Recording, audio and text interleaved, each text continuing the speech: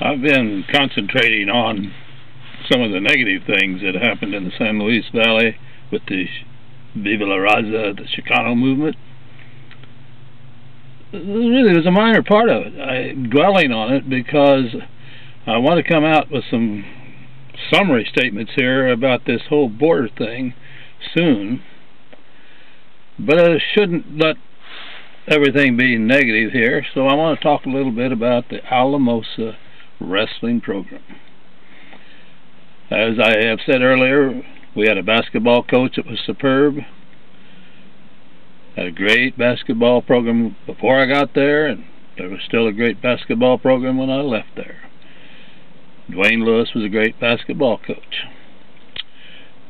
Wrestling, on the other hand, when I got there, was in the hands of a fine young man, but a discouraged young man. He was not able to even fill the team with enough people to even have starters at all the weights. We forfeit enough matches that you were out of the contest before the contest began. So I think it was at the end of the first year there, but certainly early in my tenure, he and I had a conversation, and I said, you know, it's just not working out. He said, I know it. He said, if you can, he said, I'd like to remain as a teacher, and that was worked out. But we did the listing of the job, interviewed candidates, chose a very fine young man, done a little bit of coaching somewhere else with success. He came, he vitalized the thing a bit, and things picked up, but not for long. So the time came, and again we're having that serious conversation after the high school athletic director and the high school principal had said, you know, it's not working. He said to me, well, Dr. Riggs, I could give you a good wrestling program if that basketball program wasn't so strong. But he said, you know, our wrestling area is up there in kind of a balcony above the gym, and the boys are so excited about the basketball team. And he said, I'm talking about my wrestling boys. They said they'd rather go over to the edge and watch the high school basketball team work out than to get busy and do the things we need to be doing to improve the wrestling skills. He said, now listen, if you would build me a separate facility, a separate weight room, give me 3 or 4 years, I could give you a very good wrestling program. Well, you can't do that. You know, and I expect he knew I couldn't. But, you know, with the way money is and tax rates and so on, not a chance.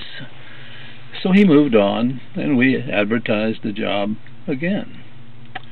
And once again, we had, narrowed it down to 3 or 4 finalists and was doing the interviews, and I kind of favored a man in his 30s that was at a school a little smaller than ALAMOSA with a good record, not outstanding, but a good record. After we'd finished the interviews, the next morning, the high school principal came up to see me. He said, did that Mexican boy have much to say when you interviewed him? I said, Roger vIGIL. Yes. I said, I tried hard to get him to really talk, but I couldn't get much out of him. Well, they said, when we interviewed him up at the high school, we couldn't get much out of him either.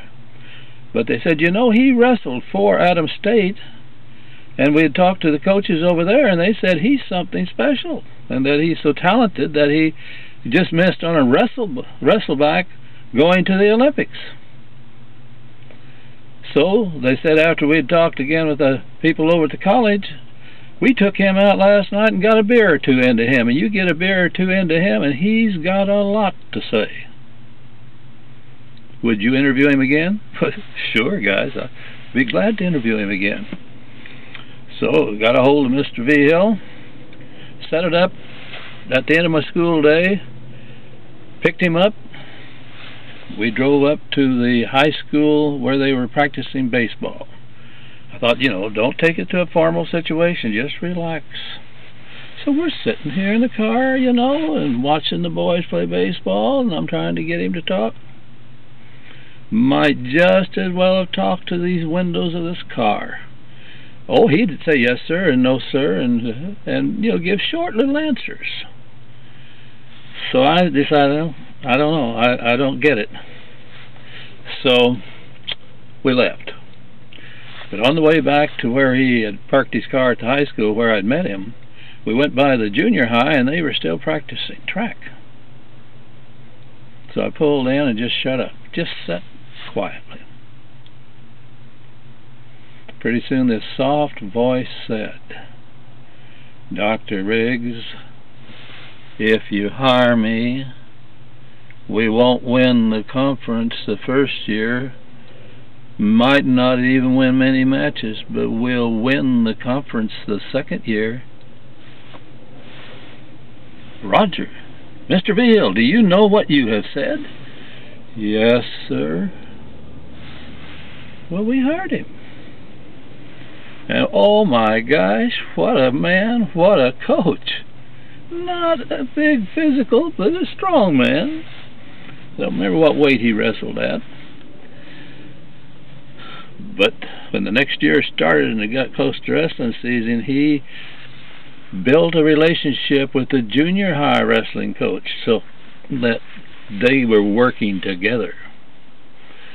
In fact, Roger went down day after day and would work out part of the time with the junior high coach and his boys, got his system started down there. And then go back up to the high school after school was out and have his wrestling team going.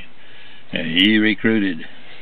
He got the two key big boys, the Hahn brothers. Oh boy, big old Swedish, German, Norwegian stock. Holy cow, big strong boys. Kind of ruffian, some people thought. And then he had two brothers that were little Mexican boys that I've forgotten what weights they wrestled, but it was way down there on the scale. And he got excitement started. All of a sudden, he's got not only every weight filled, he's got backups wrestling, trying to get the chance to represent the school. He underestimated himself. I can't remember for sure, but if he didn't win the league that year, he was very close.